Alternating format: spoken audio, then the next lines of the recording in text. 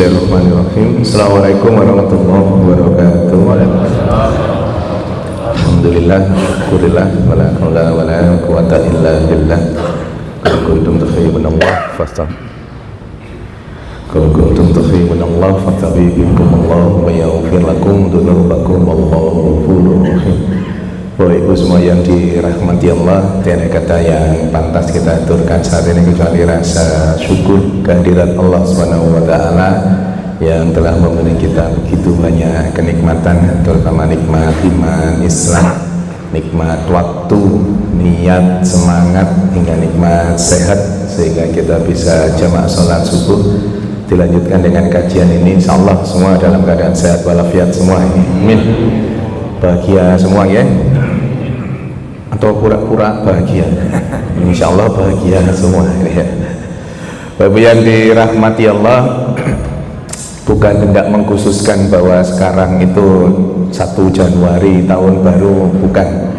Tapi ini momen saya hadir di sini kebetulan liburan, ya, momen untuk kemudian kita sama-sama muhasabah.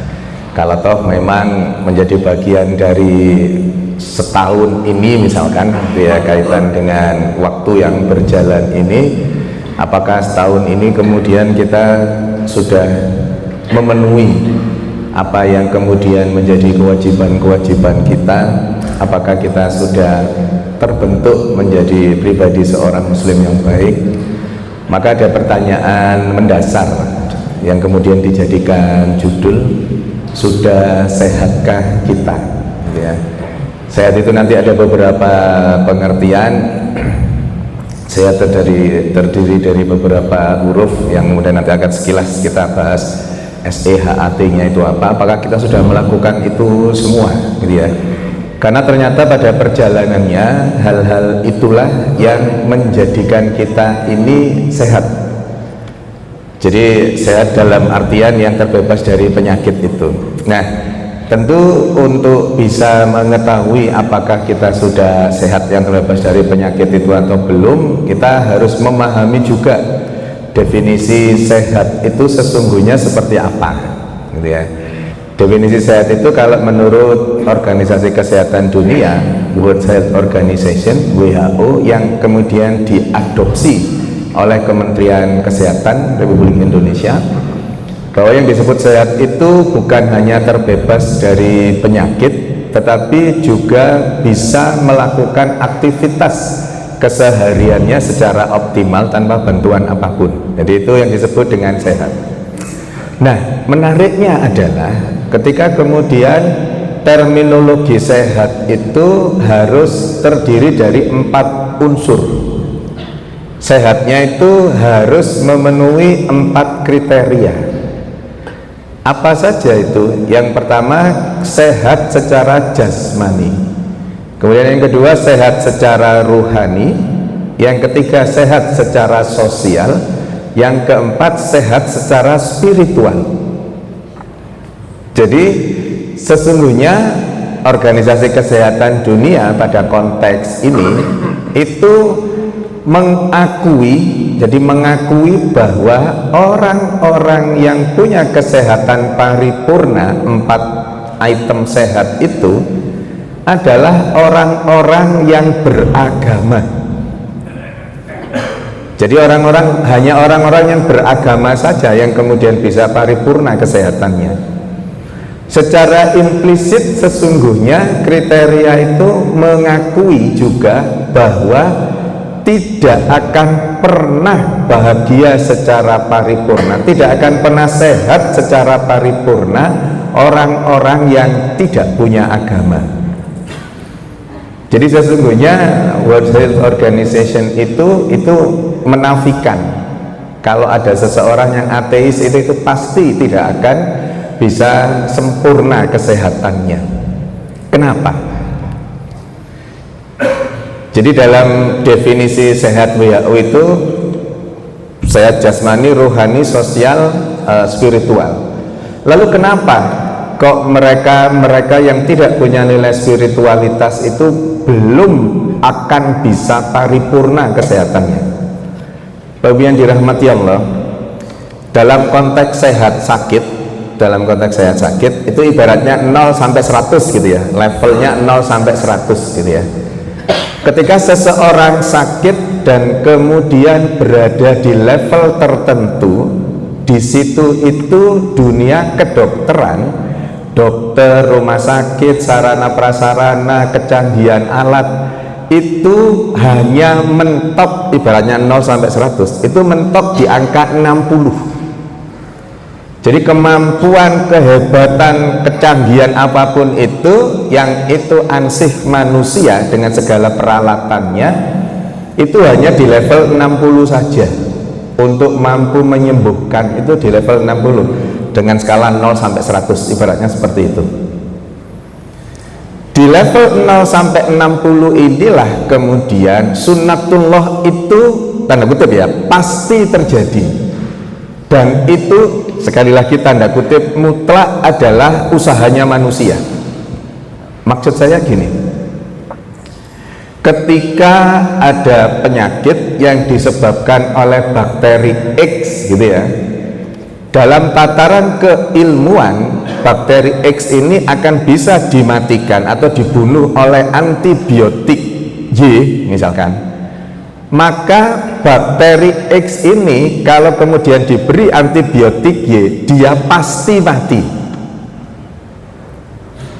Jadi level 060 nya itu di situ. Sunnatullah itu akan terjadi bahwa kalau jamur diberi obat anti jamur dalam sekian waktu ya jamurnya mati. Tifus, bakteri tifus kalau diberi obat anti tifus ya bakterinya mati, ya gitu. Itu tatarannya kalau diibaratkan 0 sampai 100 itu ya 060 itu yang kemampuan manusia di situ. Maka ketika penyakitnya di level itu maka akan bisa sembuh. Orang panas kalau minum paracetamol ya pasti panasnya turun, ya gitu kan. Nah, itu di level 0 sampai 60. Tetapi ketika kemudian sakitnya itu di atas level itu, ibaratnya sakitnya itu di 75 gitu ya, sakitnya di 75, kemampuan manusia terbatas mentok di 60 itu, tidak bisa kemudian menjangkau sampai 75 itu. Maka dalam tataran aplikasi kehidupan kita ini manifestasinya dalam bentuk apa? Panjenengan pasti akan pernah menemui seseorang yang dirawat di rumah sakit, penyakitnya tidak bertambah sembuh, bahkan penyakitnya bertambah parah, tapi oleh rumah sakit malah dipulangkan. Pernah ketemu kondisi itu? Ya. Oleh rumah sakit dipulangkan. Pak, Bu, dirawat di rumah saja. Loh, Dok, nanti di rumah pantangannya apa? Nggak ada pantangannya, minta sembarang turuti sudah, gitu kan? Ya, wis sudah dirawat di rumah saja, nanti minta sembarang wis turuti saja. Loh, Dok, ini kan hipertensi, misalkan penyakit awalnya hipertensi. Loh, nanti asin-asinannya boleh, minta sembarang turutono sudah. Itu sesungguhnya di dunia medis sudah mau ngomong, sudah di medis sudah mentok di 60 itu gitu. Medis itu sudah tidak bisa lagi melakukan itu, tidak bisa lagi mengintervensi karena level kemampuan manusia sudah mentok. Nah, area 0 sampai 100 nya ini melampaui batas 60 nya itu tadi, di situ itulah areanya Allah. Manusia tidak mampu. Nah, di level 60 sampai 100 itu dalam tataran syariat Islam, selain tetap berikhtiar dalam bentuk pengobatan tadi itu, ada hal-hal yang kemudian bisa dilakukan untuk bisa mengakses 60 sampai 100 itu. Maka disitulah kemudian terjadi kolaborasi antara ikhtiar manusia kemudian dengan tataran-tataran bagaimana bisa menurunkan intervensi Allah di level yang 60 sampai 100 itu. Nah, di situ itulah titik pertemuan antara bagaimana kemudian ikhtiar manusia itu berpadu dengan takdirnya Allah. Wa allaisa lil insani illa masya. bahwa manusia tidak akan memperoleh sesuatu kecuali yang diusahakan. Dalam bahasa kita, Allah akan memberikan sesuatu sesuai dengan yang diusahakan. Nah gitu ya. Jadi ketika terus berusaha dan kemudian Allah ridho dengan itu, ya kemudian diberikan apapun yang diusahakan. Nah, ketika kita sebagai seorang muslim berada di level itu, penyakitnya berada di level 70 gitu misalnya, atau 75 seperti tadi, kita tidak akan galau dengan itu semua. Kita nggak akan kemudian berputus asa dari rahmat Allah, karena kita punya backupan, kita punya backingan yang maha dahsyat, yaitu Allah. Sementara orang-orang ateis ketika kemudian berada di level itu, mau backingan siapa? Wong nggak percaya kepada Tuhan, nggak percaya adanya Tuhan. Nah, di level itulah orang-orang ateis ketika kemudian penyakitnya itu di tataran di atas 60 itu semakin parah penyakitnya, karena memang dia sudah putus asa dengan kondisi yang logika, hanya menggunakan logika berpikir itu saja. Maka tidak akan pernah orang-orang ateis itu kesehatannya paripurna. Nah, lalu bagaimana ketika kemudian kita berusaha untuk mengakses yang 60 sampai 100 itu? Ada tataran-tataran tertentu yang kemudian di luar konteks teknis medis, yang itu sesungguhnya tetap berbasis evidence base, berbasis penelitian-penelitian yang menguatkan untuk mampu menurunkan intervensi Allah dengan berbagai macam dalil yang ada. Sehat yang dimaksud di sini itu adalah SEHAT. Mungkin kita pernah bahas sebelumnya, belum pernah ya? SEHAT itu. SEHAT itu S-nya itu sedekah. Jadi sedekah itu ternyata menyehatkan. Sedekah itu mencegah penyakit, sedekah itu mengobati penyakit. Apa bukti otentiknya? Bapak Ibu yang dirahmati Allah, kalau di dunia kedokteran itu mengeluarkan sebuah statement, itu harus mutlak, harus bisa dijelaskan mekanismenya, harus ada bukti otentik penelitian-penelitiannya, baru kemudian diakui di dunia kedokteran, wabil khusus kedokteran Islam. Berbeda untuk membuka wawasan panjenengan, berbeda dengan ketika pada saat Ponari booming.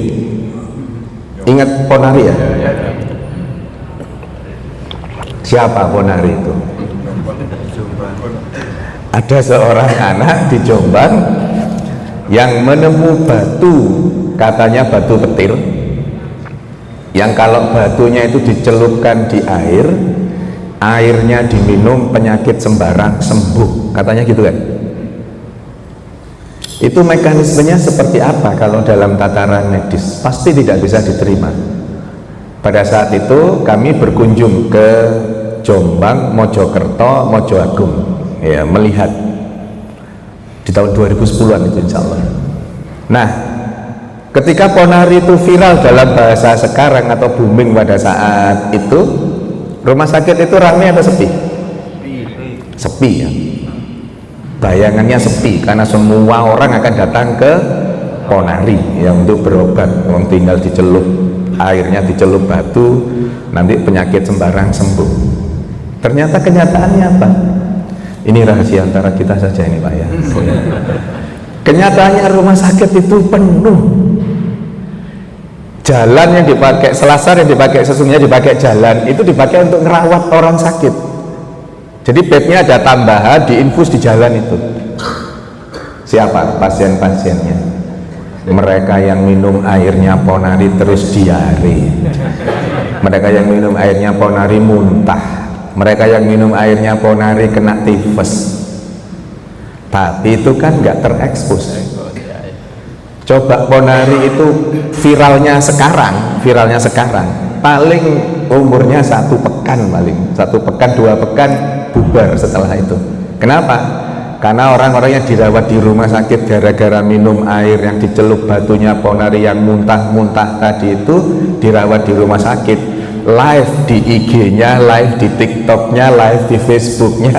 Hey guys, saya lagi dirawat di rumah sakit gara-gara minum air yang dicelup batunya Ponari itu ya. Wes viral, selesai Ponari. Cuman pada saat itu kan yang ada cuman TV, radio, koran.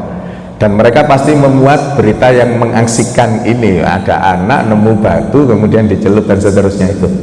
Kenapa? Karena memang tidak bisa dijelaskan secara logis bagaimana itu bisa terjadi. Kita kan nggak tahu pada saat Ponari tidur itu tangannya kemana saja, ya nggak pernah tahu. Batu itu kotor, kemudian dicelup, berbagai macam hal yang kemudian muncul. Maka Ponari itu pasti akan hilang pada masanya. Dan pada perjalanannya memang ya lambat laun menghilang, orang terus kemudian menyadari. 100 orang yang datang ke Ponari, 1 orang yang berhasil, 1 orang itu yang cerita. Berhasilnya tanda kutip juga. 1 orang itu yang cerita, 99 yang gagal mereka diam semua, nggak akan cerita kan yang gagal. Namanya ikhtiar kok gak cocok ya nggak apa-apa kayak gitu. Tapi yang seolah-olah berhasil itu yang kemudian cerita. Bukan hendak kemudian menafikan keberadaan bagaimana kemudian takdir Allah ada di mekanisme itu, tetapi dalam tataran logisnya, dalam tataran kesehatannya, kedokterannya itu tidak bisa. Berbeda dengan di kedokteran. Kalau masih ingat panjenengan waktu kecil dulu, ketika panas diberi obat apa?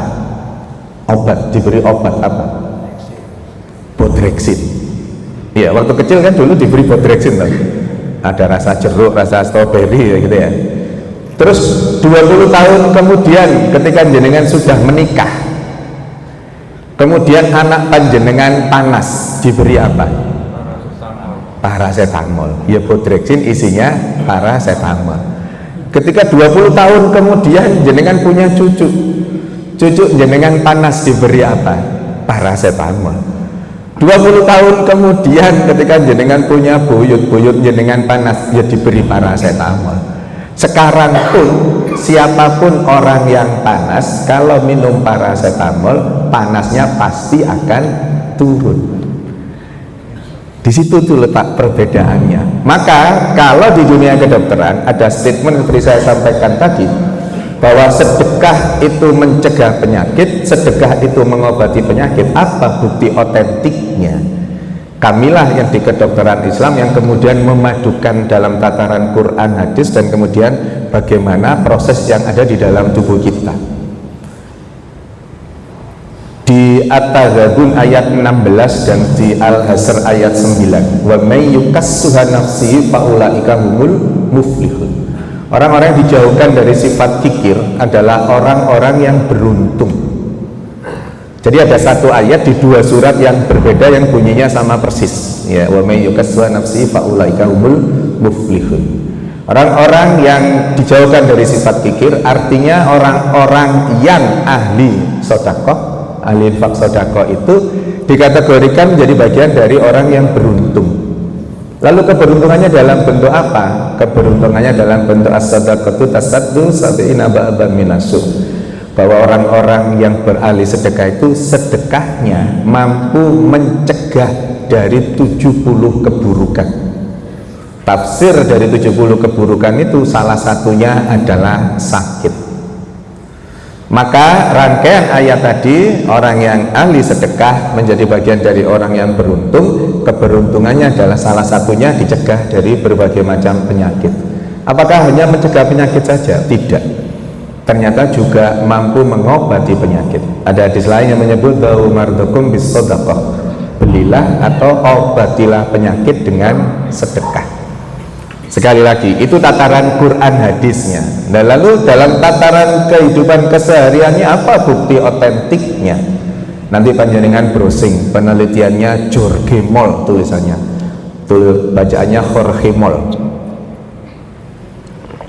yang meneliti tentang korelasi atau hubungan antara sedekah dengan kesehatan. Finalnya kalau nanti panjenengan baca, kesimpulannya bahwa sedekah itu mampu mencegah penyakit, sedekah itu mampu mengobati penyakit. Bagaimana mekanismenya? Ketika orang itu bersedekah, maka otaknya akan terstimulasi. Wabil khusus lagi daerah yang namanya limbic system, sistem limbus dalam bahasa Indonesia.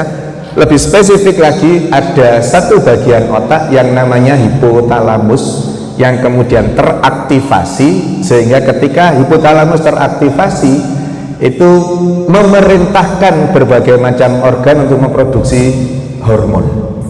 Jadi hipotalamus itu fungsinya ada dua, dalam tataran medis, dalam tataran teologis.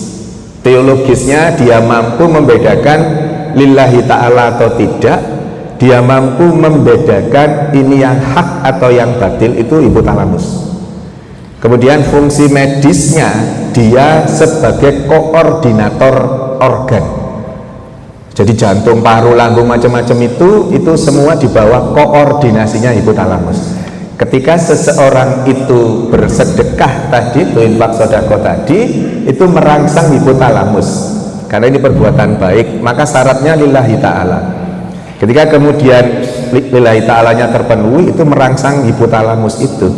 Karena hipotalamus sebagai koordinator organ-organ yang ada di dalam tubuh kita diperintahkan untuk memproduksi hormon, maka muncullah 4 hormon itu: endorfin, dopamin, serotonin, oksitosin. Nggak usah jenengan hafalkan, ujian nggak keluar kok ini ya. Pokoknya 4 hormon itu masing-masing punya fungsi sendiri-sendiri. Kalau bersatu menjadi satu, fungsinya meningkatkan daya tahan tubuh. Maka ketika orang itu bersedekah secara ikhlas lillahi ta'ala, maka imunitas tubuhnya akan meningkat, daya tahan tubuhnya meningkat, TNI Polri-nya kuat, sehingga kemudian apapun yang akan masuk yang menyerang tubuh seseorang yang nantinya akan menimbulkan penyakit sudah dihalau sejak awal. Itu mencegah penyakit. Nah, katanya bisa mengobati penyakit, iya. Apa yang kemudian hal lain yang terjadi ketika seseorang itu bersedekah? Muncul yang namanya NK cell, natural killer cell, sel yang diproduksi secara alami yang fungsinya sebagai killer, sebagai pembunuh. Membunuh siapa? Membunuh semua hal yang menyebabkan sel itu sakit, sehingga kemudian timbul penyakit. Jadi 2 mekanisme inilah yang menyebabkan orang-orang yang bersedekah itu mampu dicegah dari berbagai macam penyakit. Kalau toh sudah sakit, dia akan disembuhkan melalui mekanisme tadi itu. Syaratnya 1, mutlak harus ada lillahi ta'ala, harus ikhlas karena Allah. Karena hal itulah yang mampu merangsang hipotalamus tadi. Jadi syaratnya mutlak ikhlas lillahi ta'ala. Walaupun banyak tidak apa-apa, yang penting ikhlas ya. Terus istiqomah. Istiqomah itu tiap subuh gini 5.000 rutin tiap hari, itu lebih baik dibandingkan saat Jumatan saja 2.000. Iya, kenapa? Ada yang salah dengan yang saya sampaikan? Benar kan? Nah, iya. Jadi infak sedekah itu ya harus ikhlas, walaupun banyak tidak apa-apa. Yang penting ikhlas, terus istiqomah tadi itu. 5.000 tiap hari pasti lebih baik dibandingkan 1 kali Jumatan 2.000. Jadi yang istiqomah ya, dan banyak ya, itu. Jadi yang dirahmati Allah, penelitian itu menyebutkan sedekahnya adalah memang tentang uang. Jadi memang bersedekah itu bukan sedekah senyum dan seterusnya, penelitian tadi ya. Maka sedekah itu mampu mencegah penyakit dan mampu mengobati penyakit. Yang kedua, E-nya kan SEHAT. E-nya itu emosi yang terkontrol. Jadi ojo ngamukan, sudahlah. Jadi orang itu jangan pemarah. Orang pemarah itu penyakitnya banyak. Suatu saat ada rombongan Bani Nadir yang menemui Rasulullah dan menanyakan, ya Rasul, amalan apa yang bisa membawa kami ke surga? Kemudian Rasulullah menjawab, ojo ngamukan. Terus apa lagi? Ojo ngamukan. Apa lagi? Ojo ngamukan. 3 kali Rasulullah menyatakan itu. La taghdab walakal jannah, janganlah marah bagimu surga. Di dunia kedokteran Islam, hal-hal yang seperti ini itu kemudian menjadi pertanyaan besar. Kenapa kok Rasulullah itu begitu menekankan pentingnya tidak marah itu? Itu kan sama dengan ketika Rasulullah ditanya, ya Rasul, siapa orang yang harus saya hormati? Jawabannya apa? Ibu, terus ibu, terus ibu, baru bapak. Kan ibunya 3, bapaknya 1 ya. Jangan diterjemahkan itu nanti ada ibu Malang, ibu Sidoarjo, ibu Gresik gitu, enggak. Itu penekanan gitu ya. itu penekanan betapa pentingnya untuk kemudian menghormati ibu terlebih dahulu. Sama. Maka ternyata ketika dikupas dalam konteks kedokteran, orang-orang yang marah itu sangat erat kaitannya dengan berbagai macam penyakit. Jadi teoritis medis mengatakan orang-orang yang stres, orang-orang yang marah itu dihinggapi 80% lebih penyakit. Ayo jenengan sebut penyakit apa? Nantilah urusannya sama marah, urusannya sama stres nanti. Terus apapun yang terlintas di benak panjenengan itu masuk 80% itu. Mau diabetes, stroke, serangan jantung, hipertensi, asma, lambung, wis ayo apa lagi? Itu nanti korelasinya akan erat dengan emosional seseorang. Maka dibalik, ketika seseorang itu mampu menjaga emosinya dengan baik, artinya bukan menjadi orang yang pemarah dan menjadi orang yang penyabar, 80% lebih penyakit bisa dihindarkan. Ya 20%-nya itu paling ya spanu, kadas, kurap gitu-gitu aja, enteng-enteng saja, ringan-ringan saja ya.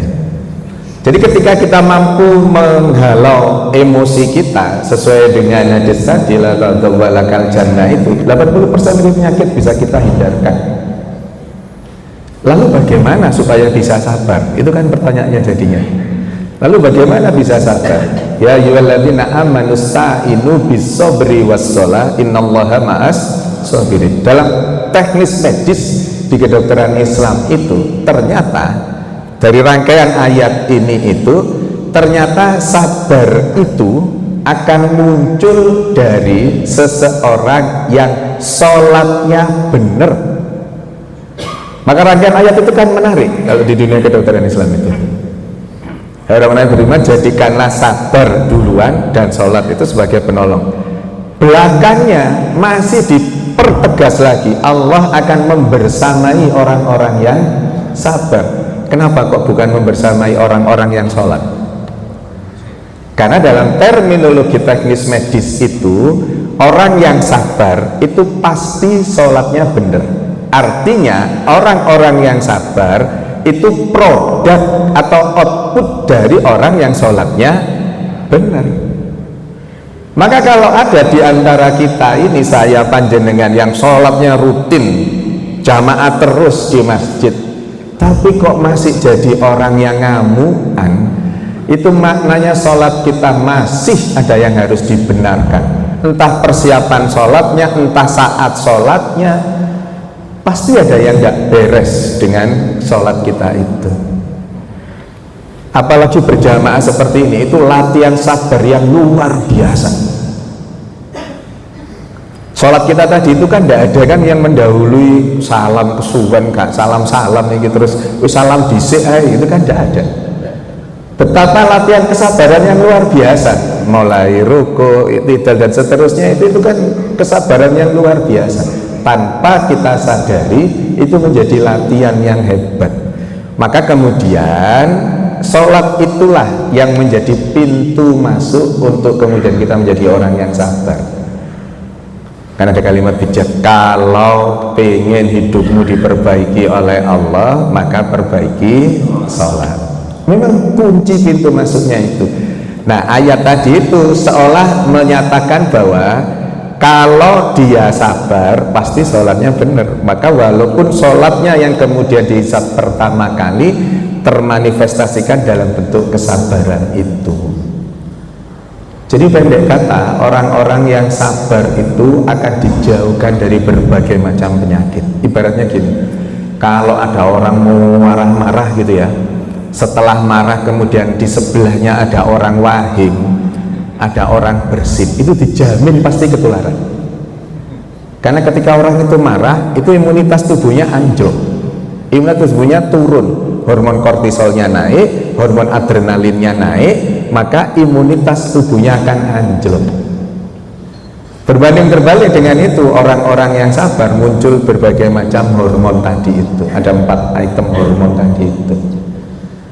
Maka jadilah orang yang sabar. Nah, menariknya adalah ketika kemudian hadis tadi itu kan area-area jangan marah, ya kan? Kalau diibaratkan ini area jangan marah, tidak marah, di sini area marahnya. Potensi enggak kalau orang itu masuk ke area marah ketika tidak mampu untuk menjadikannya tidak marah? Ada potensi untuk kemudian jadi marah kan? Hadis tadi itu menyarankan kita, menuntun kita untuk masuk area tidak marah dengan berbagai macam hal. Ya syukur, ikhlas dan seterusnya itu di sini areanya. Lah kalau sudah kadung marah gimana? Marah itu sebaiknya dilampiaskan atau dipendam.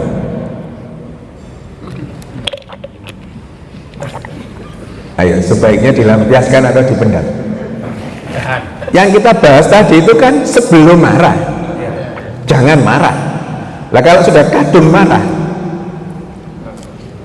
dilampiaskan atau dipendam. Nah, ini ada yang menarik, itu bagian dari nanti tuntunannya Rasulullah itu. Ada yang menarik di Sidoarjo itu, Sidoarjo Surabaya itu mirip. Angka harapan hidup laki-laki Sidoarjo Surabaya, nanti panjenengan browsing, itu 73, sekian tahun. Des konco dewe dibulatkan 74 lah gitu ya. Angka harapan hidup laki-laki di Sidoarjo Surabaya itu 74 tahun. Kalau ibu-ibu berapa? Lebih tinggi atau lebih rendah? Saya mau gak pede gitu.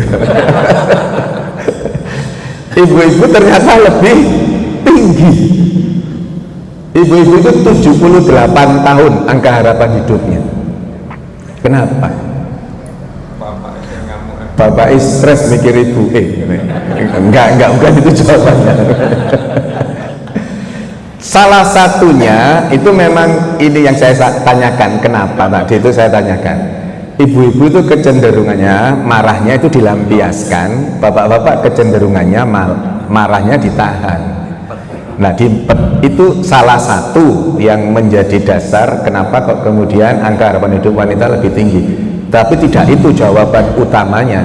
Jawaban utamanya adalah memang Allah mensettingkan seorang wanita itu punya daya tahan yang lebih tinggi dibandingkan bapak-bapak. Memang seperti itu, dengan segala apa yang ada di dalam diri seorang wanita itu. Makanya fikih wanita itu bukunya sekian. Ya, fikih wanita kan sekian bukunya. Fikih bapak-bapak ada nggak? Nggak ada. Nggak ada fikih bapak-bapak. Fikih wanita ada, fikih bapak-bapak nggak ada. Karena betapa Allah itu memang mengkhususkan wanita itu dengan segala hal, apalagi kalau kita ngomong kaitan dengan tubuhnya, oh itu luar biasa gitu ya. Nah, maka ketika kita memasuki area marah itu ada tuntunannya. Rasulullah itu menuntunkan kalau marah ucapkan ta'awudz, a'udzubillahi minasyaitonirrajim. Pertanyaannya adalah kemudian, loh kenapa marah itu apa ada hubungannya sama setan? Oh ada hubungannya. Karena setan berkepentingan dengan orang yang marah itu. Ibaratnya kalau orang yang marah itu, setan-setan di sampingnya tuh tepuk tangan dan kemudian membisiki, iya wis bener sampean ngamuk iku, wis ping pira sampean dingonokno iku, sabar iku ana batese, ya gitu. Itu bisikannya setan. Kenapa? Karena setan berkepentingan. Apa kepentingannya? Mengajak yang marah ini untuk bersamanya di neraka. Loh kok bisa? Iya, layat kulul jannat tidak akan masuk surga orang-orang yang memutus silaturahim. Jangan lihat sekarang, silaturahim itu putus utamanya gara-gara apa? Gara-gara ngamuk tadi itu. Wis gak kira aku itu omamu maneh, gitu ya. Maka setelah kajian ini kalau ada yang seperti itu segera ditelepon ya. ditelepon wes ning aku mengko nang omahmu ya wes gitu daripada nanti nggak nyium baunya surga ya. Maka punya kepentingan, maka tuntunannya itu. Jadi kalimat ta'awud. Yang kedua, diam kalau marah itu. Syekhul Islam Ibnu Taimiyah itu mendefinisikan marah dengan sangat bagus. Menurut Ibnu Taimiyah itu definisinya marah itu sesuatu yang diawali dengan kegilaan dan diakhiri dengan penyesalan. Pertanyaannya adalah kenapa Ibnu Taimiyah itu menggolongkan orang marah itu sama dengan orang yang gila? Kenapa? Karena ketika marah orang itu kecenderungannya, logika berpikirnya hilang, sama dengan orang gila. Maka kemudian efeknya akan timbul penyesalan. Jadi orang-orang yang marah, yang logikanya hilang, sesuatu yang sesungguhnya tidak pernah dilakukannya akan dilakukan karena sudah tidak terkontrol lagi. Maka tuntunan yang kedua, kalau marah itu diam, karena nanti khawatir kebun binatangnya keluar semua saat marah itu. Maka ketika marah itu ya diam itu tadi. Ketika tadi kemudian kalau marah dengan diam masih marah, kalau posisinya berdiri ya dia harus lebih rendah, duduk masih marah, berbaring masih marah, tadi berwudu masih marah, sholat masih marah, disolati. Tuntunannya sampai sholat. Saya guyon aja ngomong disolati. Kenapa? Loh, hakikat hidupnya kan sudah hilang. Wong sholat kok masih nggak bisa menahan marahnya itu. Berarti kan sholatnya ini nggak ada dampaknya sama sekali. Ini dalam teknis medis ya, dalam teknis medis mencegah kemarahan tadi itu ya, untuk kemudian ketika marah meluruhkan marahnya itu tadi. Bukan dalam konteks fikih pahala atau tidak, itu bukan. Tapi itu tadi, ketika orang ini sholat kok masih marah, ya berarti kan tidak berdampak sama sekali pada kehidupannya sholatnya itu, terutama dalam konteks yang kita bahas emosi ini. Jadi pendek kata, ketika marah itu dilampiaskan. Nah pertanyaannya tadi itu urutannya seperti tadi.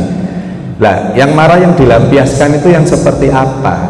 Memang harus dilampiaskan dalam tataran medis, tapi ada syaratnya. Syaratnya tidak boleh melibatkan orang lain kalau marah itu. Jadi nggak boleh marah itu mukul si A, si B, nggak boleh. Marah itu harus punya cara untuk kemudian melampiaskannya. Jadi ibu-ibu itu kalau marah ambil pisau, ambil berambang, ambil telur, masak puyung itu marahnya. Ada cara melampiaskan marah yang terbaik yang dituntunkan oleh Islam. Apa itu? Dengan cara membaca Al-Quran.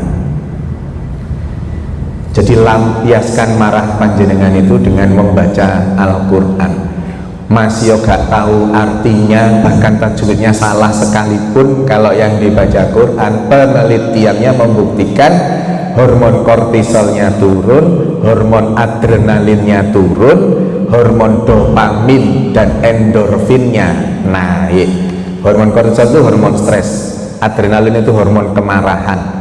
Itu akan turun ketika ayat-ayat suci Al-Quran dibaca. Syaratnya kalau membaca minimal harus didengar oleh telinga kita sendiri. Itu syarat penelitiannya gitu. Dan itu nanti dampaknya banyak terkait dengan air yang dibacakan ayat suci Al-Quran membentuk kristal heksagonal dan seterusnya itu. Ya, pendek kata E-nya itu adalah emosi yang terkontrol. Hanya apa? Hanya hati yang selalu tertaut dengan Allah. Bagaimana caranya supaya dalam keseharian kita ini Allah selalu hadir dalam tubuh kita, selalu menemani kita. Nggak ada cara lain kecuali meniatkan semua aktivitas kita, terutama ibadah-ibadah madho kita itu adalah lillahi ta'ala. Nah menariknya ketika kemudian tadi itu hipotalamus tadi itu kan fungsinya untuk membedakan lillahi ta'ala atau tidak. fungsi untuk kemudian membedakan yang hak dan yang batil, fungsi sebagai koordinator sistem organ tadi itu. Maka apa yang kemudian dilakukan hipotalamus ketika kita melakukan aktivitas kita ini lillahi ta'ala, dia terangsang tadi itu, terstimulus, karena dia sebagai bagian dari koordinator organ, maka organ-organ itu akan diperintahkan oleh hipotalamus. Gampangannya gini, kalau toh misalkan kajian ini itu jenengan terima undangannya dalam bentuk flyer misalkan, kemudian ketika baca flyer itu jenengan punya niat lillahi ta'ala untuk hadir, ibaratnya sekarang hari apa? Hari Kamis gitu ya, jenengan baca flyer itu hari apa? Senin gitu misalkan ya, Senin baca flyernya, oh Kamis 1 Januari ada kajian, bismillah insya Allah saya hadir, niatnya lillahi ta'ala. Saat itu Senin itu sudah dapat pahala belum? Sudah kan belum dilakukan. Kenapa kok sudah dapat pahala? Karena niat. Oh ya, saya balik sekarang. Besok hari Jumat Bapak X gitu ya, mau Jumatan kan, pagi itu sudah berencana nanti saat sholat Jumat saya akan tukar sandal. Bapak X itu Jumat pagi akan Jumatan kan, terus punya niat nanti saya akan tukar sandal. Jumat pagi niat itu sudah berdosa belum? Kenapa? Belum dilakukan. Tadi belum dilakukan dapat pahala. Jadi ini pelin-pelan kok emang. Iya, saya guyon aja itu. Maksudnya memang betul.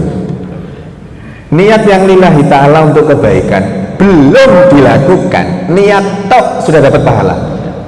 Tapi niat untuk kemaksiatan selama belum dilakukan itu tidak berdosa, walaupun mengotori hati, tidak berdosa. Tapi itulah rahmat Allah, itulah rasa sayangnya Allah pada kita. Merinding saya ngomong.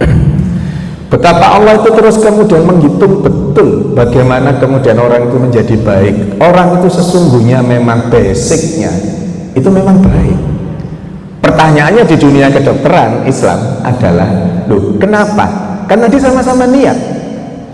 Satunya niat belum dilaksanakan sudah dapat pahala, satunya niat belum dilaksanakan tapi belum berdosa. Kalau mau fair kan harusnya sama-sama ya, sama-sama niat baik dapat pahala, ini niat jelek ya belum dilaksanakan ya sama-sama sudah berdosanya gitu. Tapi kan tidak. Nah ternyata proses hipotalamus tadi yang di otak itulah yang kemudian menjadi pembedanya. Jadi ketika seseorang itu lillahi ta'ala tadi, otaknya tadi, hipotalamus tadi kan terangsang, terstimulus. Senin itu niat lillahi ta'ala, hipotalamusnya, oh ini lillahi ta'ala. Maka apa yang kemudian dilakukan? Karena dia sebagai koordinator organ, maka kemudian gampangannya ini ya, dia manggil ginjal. Ginjal, sini. Kamis besok kita akan kajian ba'da subuh. Siapkan ginjalmu jangan sampai sakit. Oh siap dan paru-paru dipanggil, paru Kamis kita ngaji, jantung dipanggil, pendek kata semua organ dipanggil, diberitahu kalau Kamis besok kita akan ngaji. Apa yang kemudian Allah lakukan?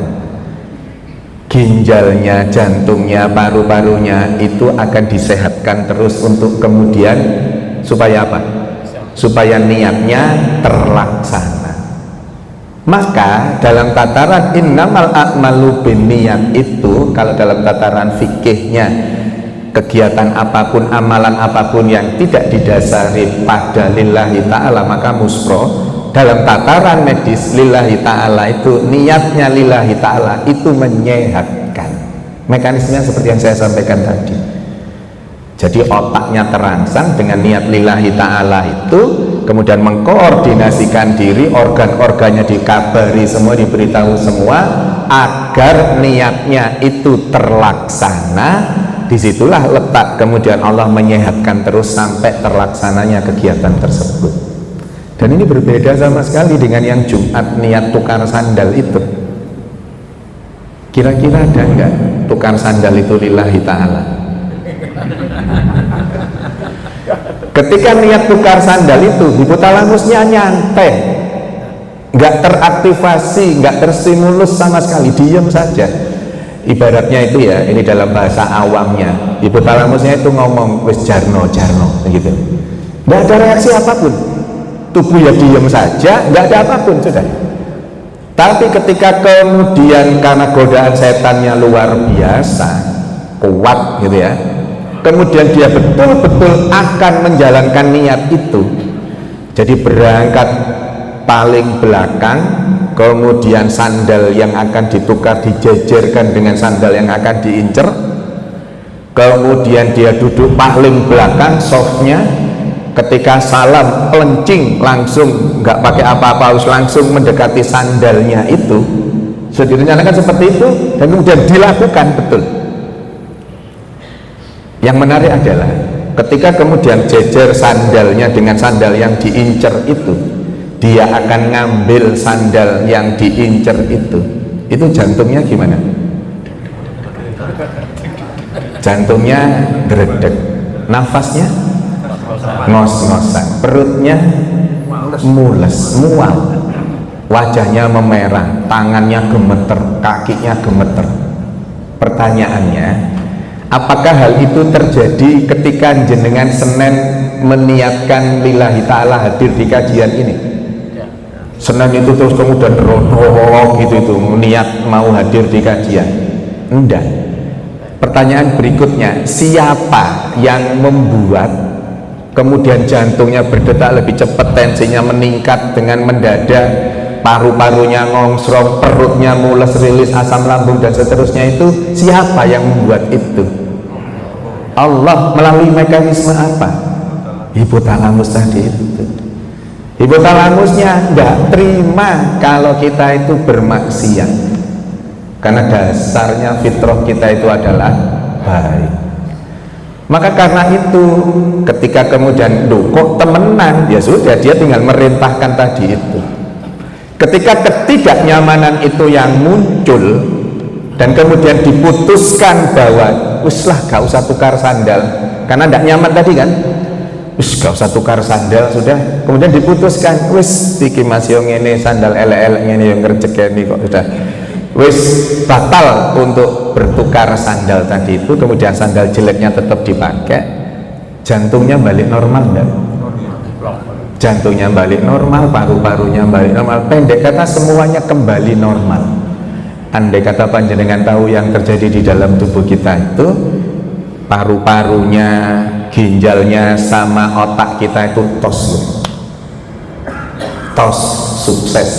sukses apa? Mencegah kemaksiatan. Pertanyaannya adalah, apa yang terjadi ketika ada orang yang akan melakukan kemaksiatan, bahkan sudah melakukan kemaksiatan, tapi jantungnya nyantai saja, paru-parunya nyantai saja, livernya nyantai saja, lambungnya nyantai saja? Apa maknanya? Hipotalamusnya sudah nggak berfungsi, maka tidak ada konektivitas dengan Allah, maka Allah membiarkan itu semua terjadi. Na'udzubillah, amin. Apa yang kemudian dilakukan kalau ada orang di fase itu, melakukan kejahatan, melakukan kemaksiatan, melakukan dosa, nyantai saja, nggak ada gemeternya, nggak ada groginya, nggak ada neratapnya? Artinya hipotalamusnya sudah rusak dalam tataran teologisnya itu. Nggak ada cara lain yang kemudian bisa dilakukan. Apa itu? Memperbanyak istighfar. Banyak-banyaklah astaghfirullahaladzim.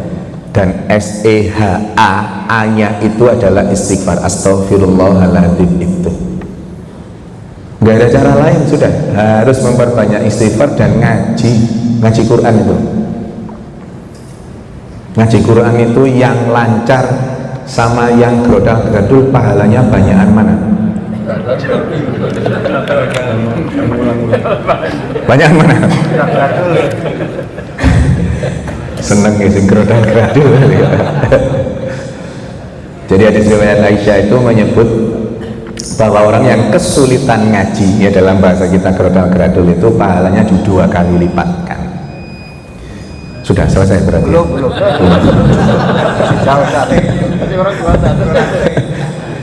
Alif lam mim itu kalau orang lancar ngaji berapa pahalanya? 30. Alif lam mim. Tapi kalau orang grodal-gradul, alif iki alif tadi itu alif lam mim grodal-gradul itu pahalanya 60. Jadi bersyukurlah orang yang grodal-gradul itu. Grodalnya dapat pahala, gradulnya dapat pahala. Jadi 2 kali lipat. Tapi Allah itu maha adil.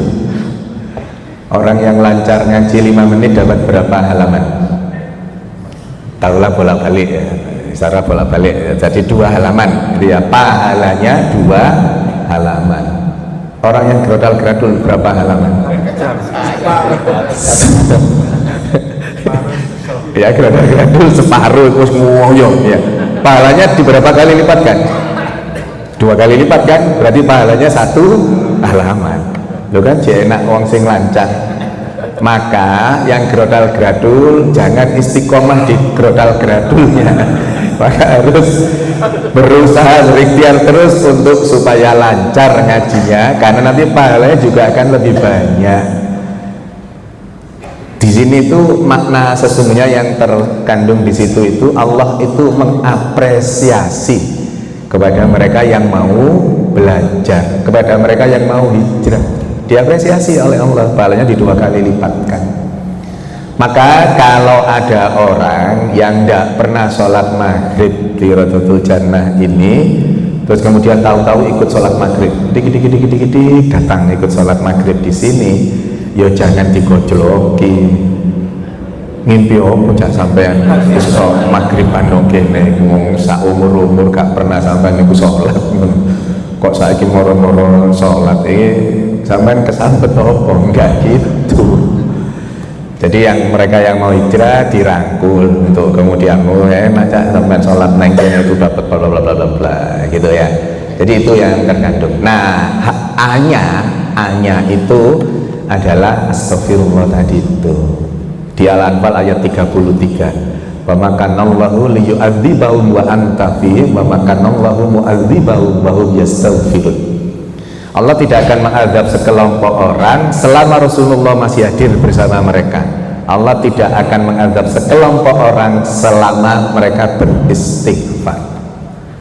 Dalam konteks kekinian, dalam konteks personal kita, Allah tidak akan mengadab seseorang ketika Rasulullah hadir. Dalam bentuk apa? Dalam bentuk sunnah-sunnahnya. Allah tidak akan mengadab seseorang ketika orang itu menjalankan sunnah-sunnah Rasul. Allah tidak akan mengadab seseorang ketika orang itu banyak beristighfar. Azab itu bisa berupa penyakit enggak? Bisa. Maka dalam konteks medis, Allah tidak akan mengirimkan penyakit kepada seseorang ketika orang itu menjalankan sunnah Rasul. Allah tidak akan mengirimkan penyakit kepada seseorang ketika orang itu banyak beristighfar. Lalu apa bukti otentiknya? Panjenengan baca penelitiannya Dr. Aisyah Dahlan, ahli neuroscience itu meneliti tentang korelasi atau hubungan antara istighfar, penelitian beliau astagfirullahaladzim istighfarnya. Jadi meminta ampun dan kemudian mengagungkan asma Allah, bukan astagfirullah saja atau sayyidul istighfar yang panjang itu, cukup astagfirullahaladzim saja. Penelitian itu membuktikan bahwa orang-orang yang beristighfar itu dicegah dari berbagai macam penyakit dan kemudian diobati, disembuhkan dari berbagai macam penyakit. Maka ayat tadi itu dipadukan dengan penelitian tadi membuktikan bahwa orang-orang yang beristighfar itu akan dicegah dari berbagai macam penyakit dan akan disembuhkan dari berbagai macam penyakit. Mekanismenya seperti apa? Secara singkat, mekanismenya kaitan dengan oksigenasi di dalam tubuh kita, keberadaan oksigen yang ada di dalam tubuh kita. Ibaratnya dalam keseharian kita oksigennya 100 gitu jumlahnya. Ketika seorang itu beristighfar, jumlahnya menjadi 180, hampir 2 kali lipatnya. Terus apa manfaat oksigen yang muncul lebih banyak dibandingkan dalam keseharian tanpa istighfar itu, atau istighfarnya kurang? Bapak yang dirahmati Allah, bagian terkecil tubuh kita itu namanya sel.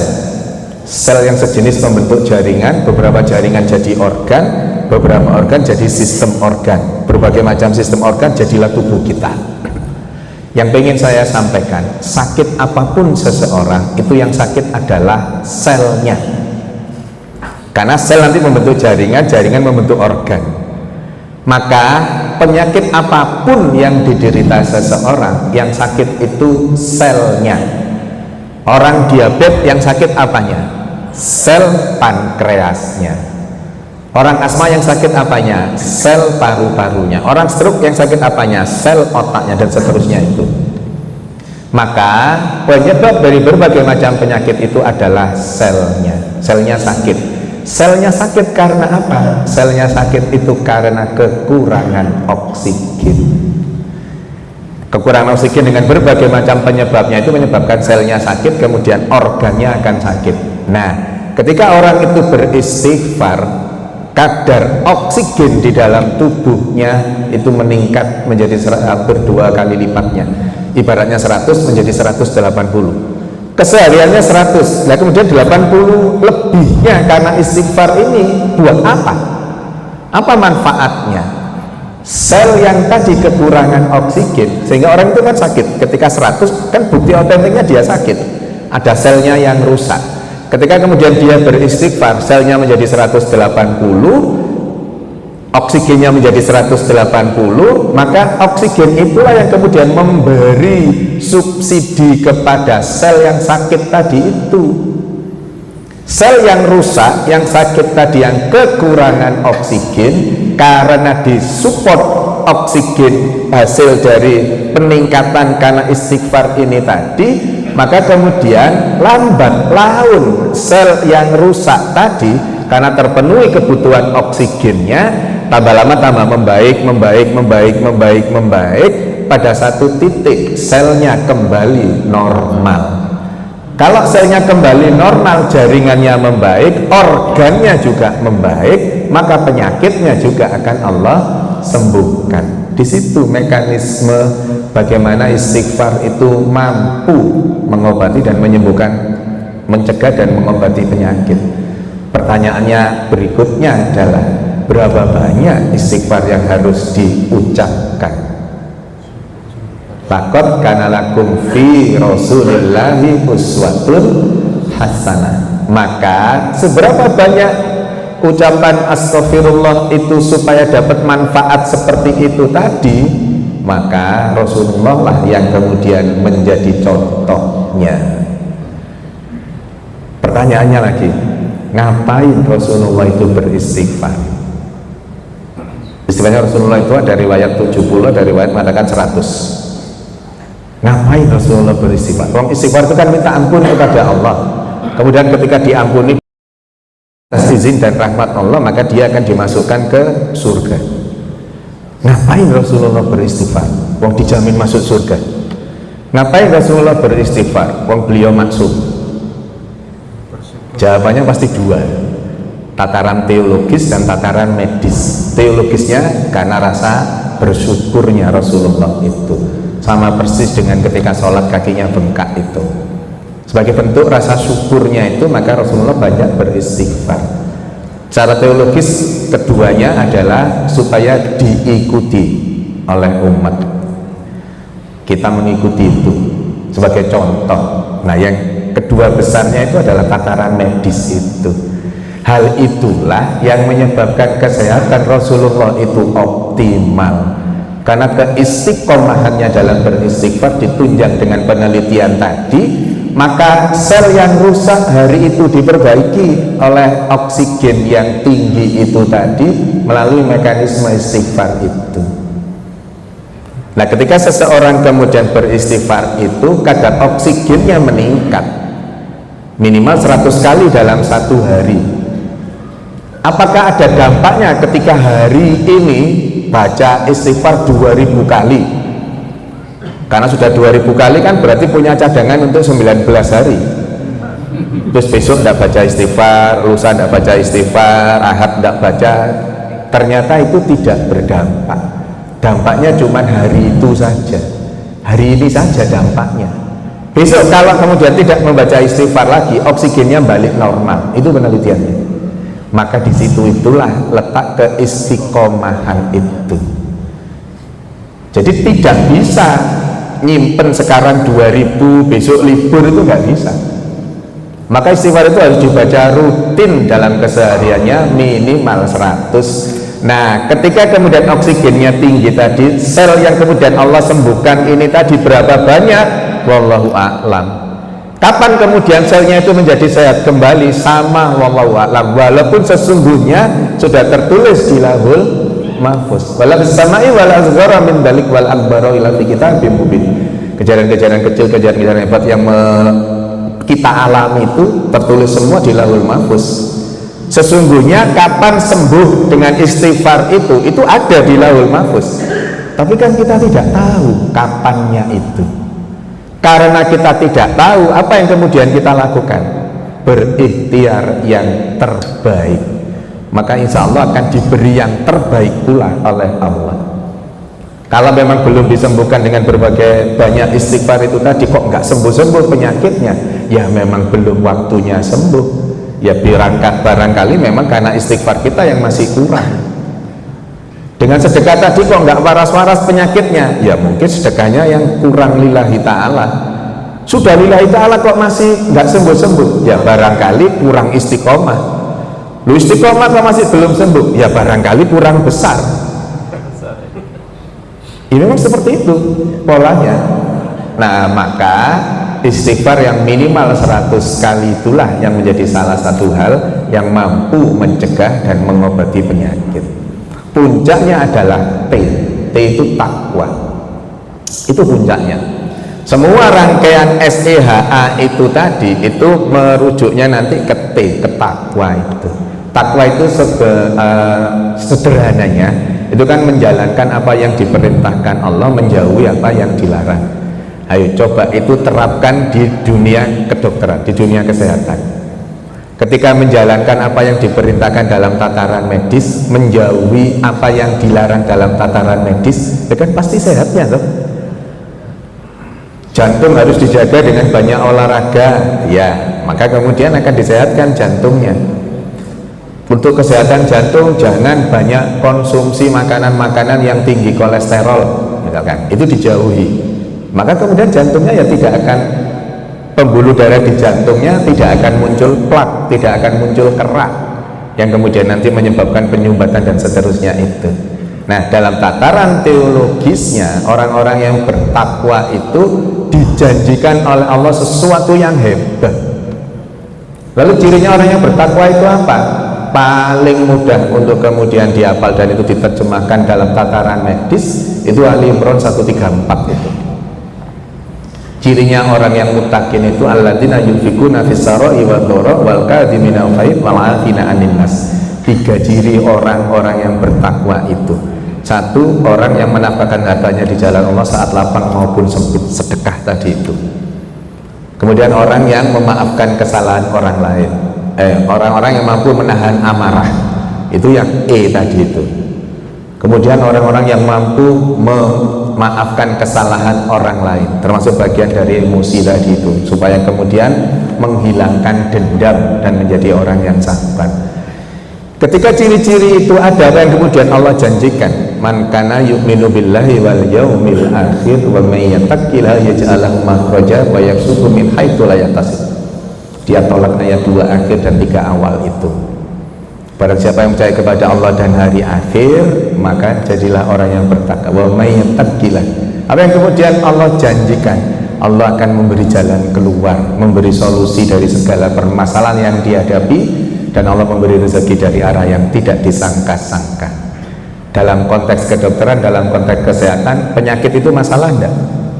Masalah.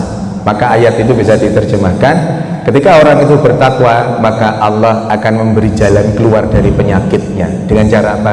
Disembuhkan. Dan kemudian Allah memberi rezeki dalam bentuk apa? Dalam bentuk kesehatan yang optimal, dijauhkan dari penyakit apapun itu. Maka dalam tataran kedokteran Islam, orang-orang yang mutakin pasti orang yang sehat. Tapi jangan dibalik. Berarti kalau orang sakit itu enggak mutakin. Enggak, orang yang sakit itu adalah orang bertakwa yang lagi diuji oleh Allah, lagi dites tingkat kesabarannya, tingkat keistiqomahannya dengan berbagai macam tes-tes yang berupa sakit itu. Dan penyikapan terhadap sakit itu yang kemudian menarik bagi orang-orang yang bertakwa. Apa itu menjadi bagian dari rahmat Allah untuk mekanisme menggugurkan dosa-dosanya. Karena ketika orang sakit dicabut 3 hal: keceriaan di wajahnya, selera makannya, dan dosa-dosanya. Wa idza maritu fa huwa yasmin, ketika Allah kemudian menyembuhkan, keceriaannya dikembalikan, selera makannya dikembalikan, dosa-dosanya tidak. Maka sering-seringlah sakit supaya dosa-dosanya digugurkan. Enggak. Jangan dipotong ini. Nah, maksudnya ketika diamanahi sakit, terima itu dengan ikhlas, karena itu menjadi bagian dari mekanisme Allah, skenario Allah untuk menggugurkan dosa-dosa kita. Jadi, Bapak yang dirahmati Allah, di tahun depan ini kita untuk supaya bisa mengakses yang 0 sampai 100 mutlak sampai 100 itu, kita harus banyak-banyak bersedekah. Kita harus menjaga emosi kita harus lillahi ta'ala dengan segala aktivitas, terutama ibadah-ibadah makhluk kita itu, kita harus memperbanyak istighfar, dan kemudian jadilah bagian dari orang-orang yang muttaqin itu.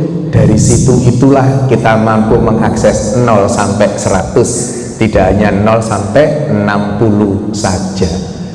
Artinya apa? Artinya tidak ada penyakit yang tidak bisa disembuhkan. Ada yang disebut dengan self healing. Jadi self healing itu tubuhnya akan menyembuhkan dirinya sendiri, mekanismenya melalui SEHAT itu tadi.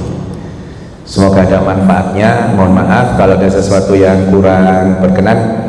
Mari kita tundukkan kepala sejenak, berharap kepada Allah semoga kita selalu diberi kesehatan yang optimal, dijauhkan dari penyakit apapun, dan apabila ada di antara kita atau keluarga kita yang sakit, semoga bisa segera diberi kesembuhan.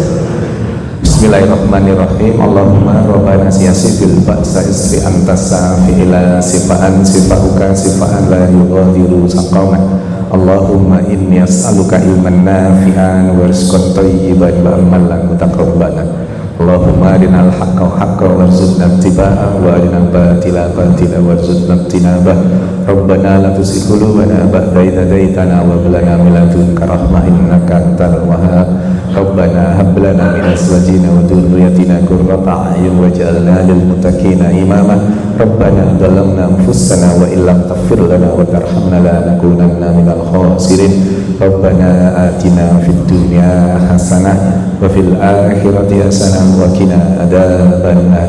Subhana rabbika rabbil izzati amma yasifun wa salamun alal mursalin walhamdulillahi rabbil alamin. Sekali lagi semoga ada manfaatnya. Mohon maaf kalau ada sesuatu yang kurang berkenan dari saya cukupkan. Nasrul minallah wa fathul qarib wa basiril mu'minin. Assalamualaikum warahmatullahi wabarakatuh. Waalaikumsalam warahmatullahi wabarakatuh.